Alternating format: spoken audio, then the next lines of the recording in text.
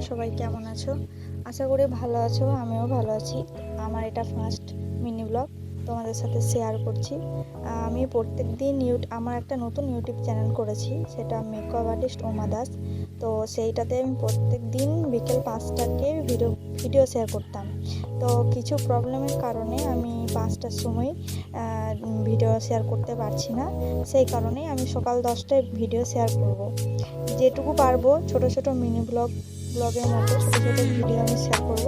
তোমরা প্লিজ আমাকে একটু সাপোর্ট করো, লাইক কমেন্ট শেয়ার সাবস্ক্রাইব করে দিও, আর আমার এই ভিডিওগুলো একটু